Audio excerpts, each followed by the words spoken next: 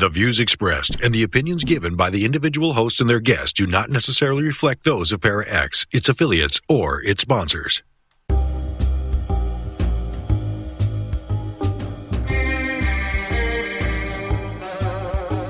Step outside of your comfort zone.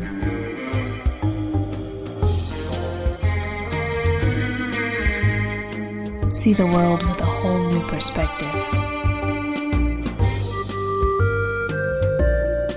Join us and experience the unexplained on the Paranormal View.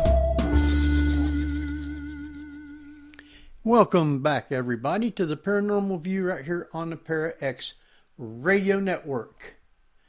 And I know there's somebody else I was trying to get on here, but we had a few problems of connecting. And with that, tonight we have Barbara Duncan. I'm here. And I hope we have somebody else here in just a minute. Maybe. And we do have our guest with us tonight. So, yay! With that, we got the little bug worked out, and we are now on the air. I want to thank everybody for taking the time to be with us tonight here on the Paranormal View, and glad that you're listening. And if you're listening from somewhere else around the world, we appreciate you also. Come on over to the Para-X Radio Network. And just click the Join Now button and follow instructions. You'll be in with all these wonderful people. And you can communicate with them and communicate with us and ask us questions, which I'm sure there's going to be a lot tonight. We did have a little problem of getting on air. But hopefully everybody can hear everything good now, so we should be ready to go. And I do have Barbara Duncan with us. Yep, still here. And because we got such a great guest, and it's not his first time being with us, but I'm going to let Barbara go ahead and introduce our guest.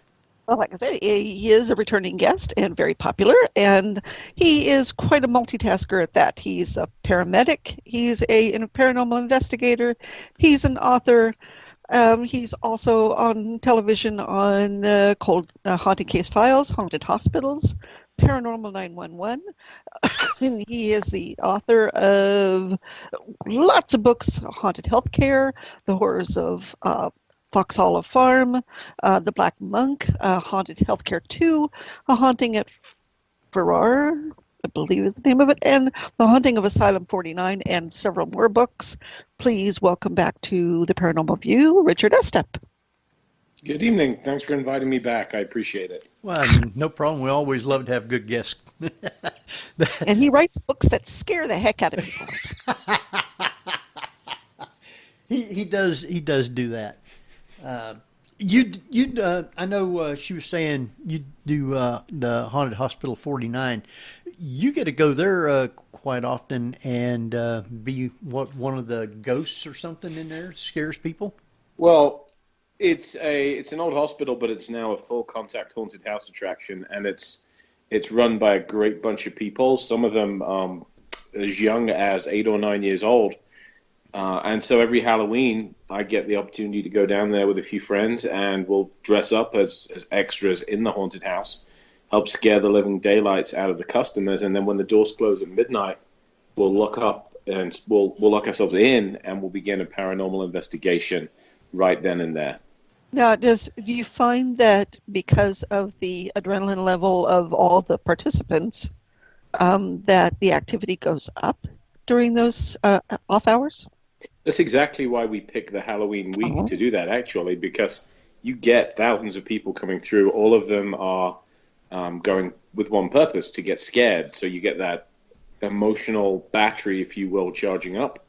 And then it seems that whatever's in the building likes to use that as an energy source in order to help manifest. Now, the last time you were on, I believe, you hadn't opened up part of the hospital because it was still a working, I believe it was a nursing home at the time, right? It was a retirement home, yeah, absolutely, a nursing home. And so they moved the residents out a couple of years ago, and my team and I were the first investigators to move in to that wing and carry out some research there, which was a big privilege. It was like getting a toy to unwrap on Christmas morning, not knowing what it was and how it was going to treat us. And Asylum 49 remains my favorite haunted location in the world, hands down. Well, it's nice because you can actually, because of its proximity to you, you can go back several times and you can start documenting repeating events, right? Are there repeating events? There are, and proximity is a relative word. I mean, it's in Utah. It's 500 miles away from me, but I make the road trip anyway. And it's as much to see the people there for the sense of family as it is for the paranormal activity. But we do have good baseline records. And so, yeah, we do have the opportunity to go look at how things tend to repeat over time. And how is the newer part that you're just able to get into?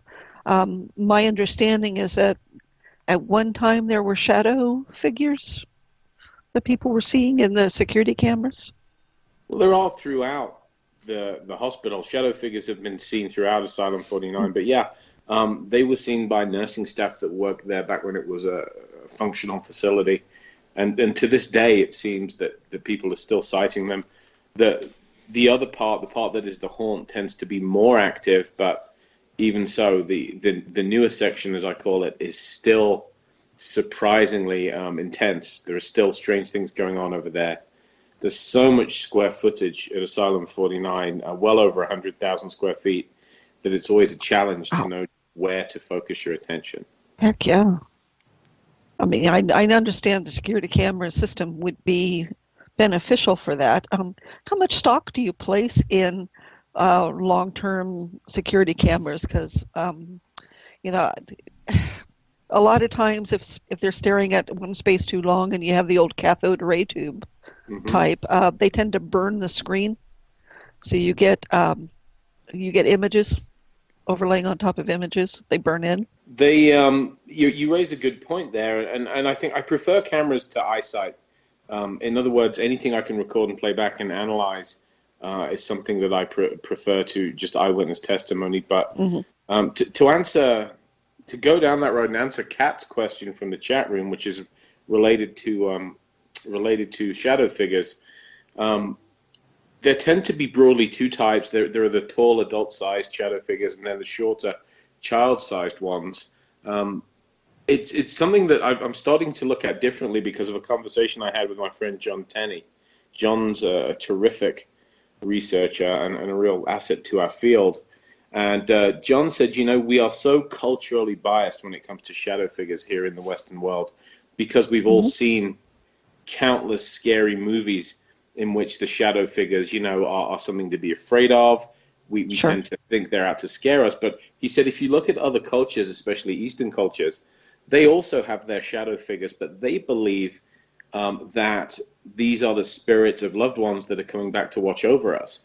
And there's a belief in some of those cultures that the reason they appear as shadows is that they are being backlit by the divine light of creation. It's almost as if they're standing in front of this bright searchlight, and that's why they appear as shadows to us. So they're not regarded as scary all around the world.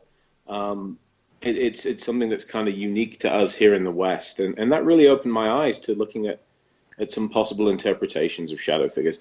I've seen one myself that just knocked my socks off at the Old South Pittsburgh Hospital in Tennessee.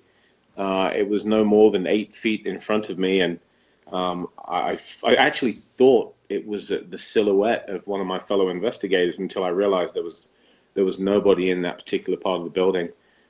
So it's a very real phenomenon. As to what they are for sure, I think it's still speculation. What do you guys think? And what do the folks in the chat room think? Well, you're right. It is all perception, and it makes you wonder. Well, I mean, if people can appear as whatever they want to in the afterlife, whether it be a white mist, whether it be a shadow, whether it be black-eyed kids or whatever, it would seem to me it's how they want to present themselves, not necessarily what it is to us. Just like if you meet somebody on the street, how they clothe themselves, how they react is a presentation of themselves, but how we perceive them is more of a presentation of our thinking. So it really is a lot of it psychological interpretation by both the researcher and whoever it is that's projecting. And of course, both the researcher and everybody else involved brings their own cognitive bias, don't they? Yeah. Yes. Most definitely. Yeah. So, yeah. I mean, those orbs or whatever, it's in the perception of the person, which is, it's a dust ball or it's Uncle Joe. It's hard to determine what it actually is, which is why data is so important. That's just my opinion. Everybody else has got one too. As far as I know, I'm not sure that I've ever seen a shadow person yet. So that don't mean that sometime I may not. Well, I think one of the problems is that they seem to pop up in when you're researching in very dark old buildings, and so you first have to wonder if the eyes are playing tricks, the mind is playing tricks. Yeah. We are wired, cognitively speaking, to want to see the human form in random patterns. And we're also very suggestible. Correct. So, all it takes is for one person to say, did you see that shadow figure at the end of the hallway? And suddenly everybody's seeing it. So it's kind of a tenuous area of research as far as I'm concerned. True. And we had that happen on the show when we... one of the shows was doing a live broadcast. And of course, they were using the older type of cameras with the old pixelated night vision. Mm-hmm. Back in the corner, it was starting to pixelate, and it was simply the camera trying to grab onto something to be able to show it. But everybody insisted it was the ghost of a little girl. When in fact, it was nothing more than pixelation. Do you remember where that was at? It was a bowling alley, and it was Dave. And I cannot remember where it was. Yeah, it was a bowling alley somewhere. But it goes back to that point of perception and what it is that you want to see. And then, of course, I come from the standpoint of too is when was the last time you had your eyes tested, and do you have floaters? And are you seeing that, and are you taking all that into account when you see things, especially out of the corner of your eyes? You definitely have to do that. Yes. You wonder if you can see things at night. You should be able to see things in the daylight. Well, I mean, the rods and cones of the eyes work a little differently, don't they? And there's the fact that our night vision is better almost peripherally than it is when we look directly at something. So viewing those things at night makes it slightly more challenging and sometimes more questionable too. Any scientist will tell you that the worst sensor that was ever devised are the human senses. They're the most easily fooled.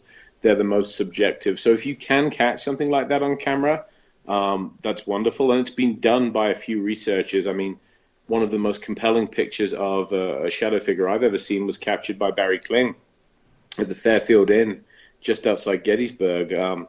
He saw nothing at the time, but captured what appears to be a young male peeking around a door frame at him as he was taking photographs.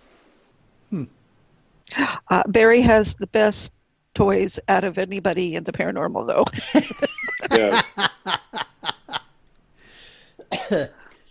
Yeah, I met him and his brother. Matter of fact, it was at Music Hall in Cincinnati.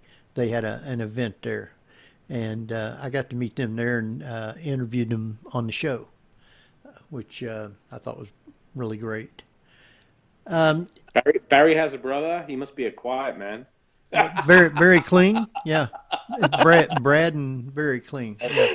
Hurricane Brad. Yeah.